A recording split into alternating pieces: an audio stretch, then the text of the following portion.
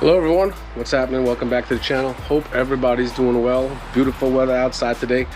So today we're working on my boy Bruce, and I picked up this dope ass Rebel grill, as you guys saw from my intro, from a company named DT Auto off of eBay. I'm gonna throw that in the description. And guys, obviously, you know I like nice stuff, but you know I like my lights. So right over here, as you've seen from the intro, I tested the lights already.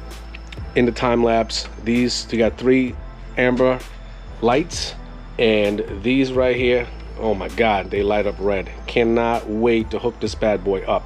Now from the wire harness right here, it seems to me, and when I tested it, everything is going to go together. Everything is joined in one, so pretty much the amber and the red is going to light up as one. So it is what it is. I'm pretty sure I could separate the wires and run the ambers for my turns and then the ram as just a running light, but we're not going to get into that today. What I was doing was, though, I was trying to help you guys out by laying out how the order of the screws and the lock washers are going to be, because there is no directions on this, so that's why I want to help you guys out. Now, as you can see here, it's a nice finish. It's a nice matte finish too. It's a very light, guys, so that's why I had it on the box. I have it on the padding over here just in case you don't want this shit to get scratched. So so let's go to the back of the grill. So already I got a couple dope things to say about this company. This is some of the hardware right here. This is just the remaining half of the hardware that we have to apply to the grill. But if you look in here, there's some extras. When the hell do you know anybody gives you anything extra these days? That's what I'm saying. So I want to show you guys something. Now, there's a number 1 right here. So what I did was I made a very good assumption that number 1, 2, 3, 4. Now, what's going to happen is when you guys start messing with this, there's like little slight indentations on the back. So also you see right here, there's a curvature that curves to the grill itself, and that's how you're going to know where you need to put what. You get what I'm saying? So this will go right here, then this other one is going to go right here. It's very simple. So I took the liberty. You have 8, well, they gave you an extra one, so you got 8 of these gold or brass screws. Then you have 2, 4, 6, 8, 10, 12 of these silver screws with washers. Now you're gonna get 2 boxes. One box is gonna have your RAM lettering with the hardware that it needs, and in the other box you're gonna get this hardware over here with all the other hardware and screws and lock nuts and whatnot that you need. So it's very simple. It's a plug and play. Now, when you're putting in this RAM lettering, as you saw from the time lapse, you gotta have to just play with it a little bit, wiggle it a little bit, and it's gonna just fall into place where it needs to be. And you're gonna know when it falls into place. All you need to worry about is make sure you're running the wires at the appropriate spot. So take a good look at where the wires are coming out, and you'll understand what I'm saying. Now, obviously you guys see me using this. Guys, I'm a pro when it comes to using this stuff. I didn't put the screws all the way in here in the hole with this power tool. I did not. I took it all the way down very close and stopped, and then the rest of the way I tightened it with a screwdriver. So things you're gonna need, obviously a screwdriver if you want to use one of these, and this is very slow as well. You're gonna need a 10mm socket, and you're gonna need taps also. You're gonna need some taps as well, because you're gonna need to tap under the hood, into the fuses. So we're probably gonna tap either into the lights or directly from right where the fuse box is. So either way. All right, so as I said before, you see me run these screws up right here. Now, this is how this goes. See that space? Goes right in between here like so. Snaps in. 1, 2, 3, and 4. So now, what we do,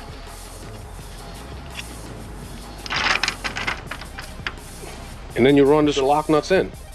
And then this one right here, as I showed you before, this goes in right here with the curvature, and just run the brass screws in. That's it. Alrighty, everything else is on. Good. Nice and tight.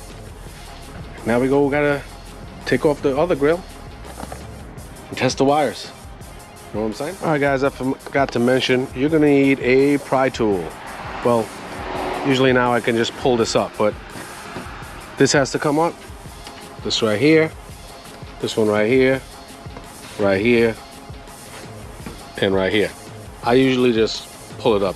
And one over here, but that's missing, so who cares? Doesn't matter. Now that we're finished taking that plastic trim off, 1 10mm screw, 2, 3, 4. Now, once you take that off, literally this front grill can come off easily, but you're not going to pull on it. What you have to do is, once it comes loose, you put your hand on the inside and bring the whole thing out, and it swings out like a gate. You'll see what I mean.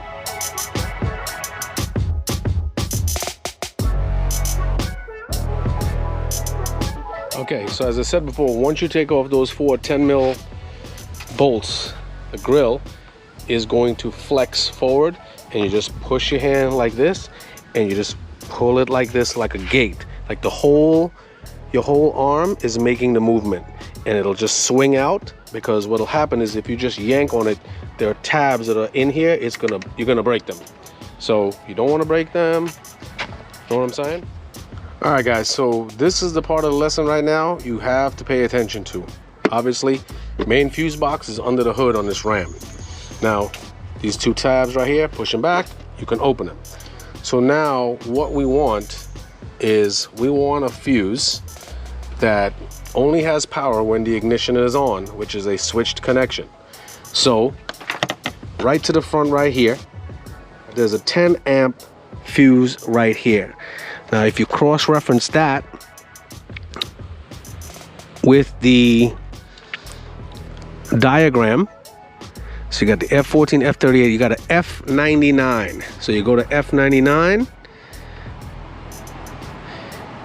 that is the HVAC system. So now I'm perfectly grounded on the negative terminal on the battery. Tap, there's a piece of metal right here on the very far end where the 0 is. You tap that. Nothing is happening. Make sure you can see this.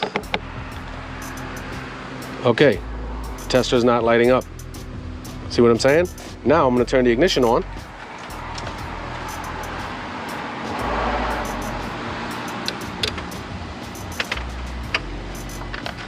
Once the ignition is on,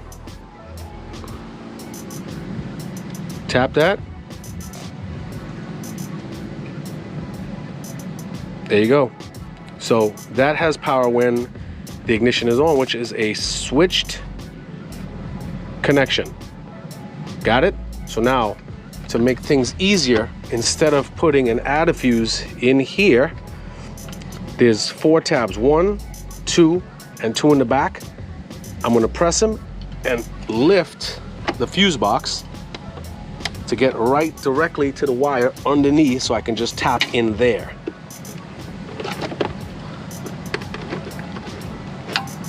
Bam. So now,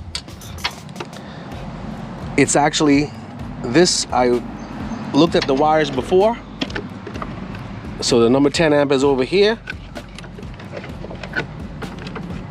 I followed the wires, and watch what I'm gonna do.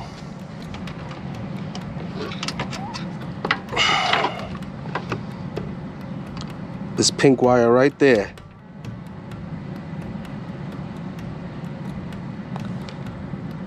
Bam.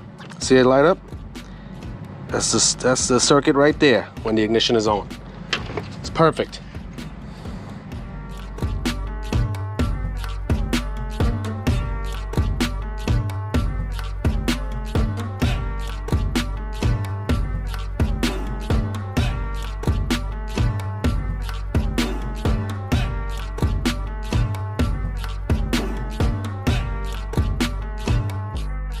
All right, so the taps are under there. Can't even see anything. The wire's running out here.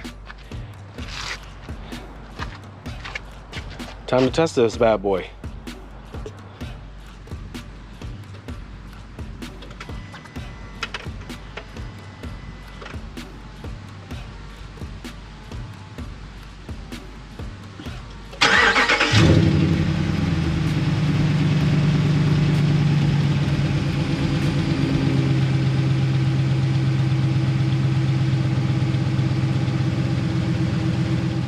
Okay, so I rerouted the wire down through here, right through this vent, just for trying to show you guys purposes.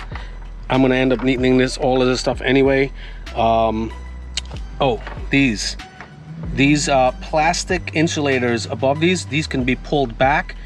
You push in the metal pieces, they interlock within each other, and then you slide the insulators back over it. They interlock and so it protects it from any type of water and dust. It's really cool insulators. Now I'm about to put this back together, show you the finished product. All right guys, the install is complete. Everything is back together. By the way, there's some pop clips that go here and here. I just took them out, but what I will do, I'm gonna put 2 holes right there, and it's simple stuff. Make sure you put the grill back on the same way you took it off.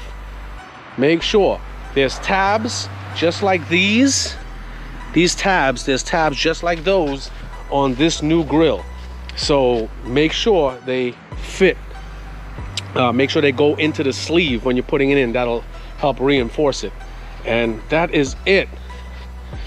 Ready? Han, turn on the ignition.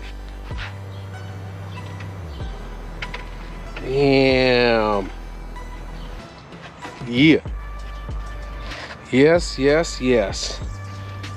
Oh, by the way, guys, little tricks of the trade.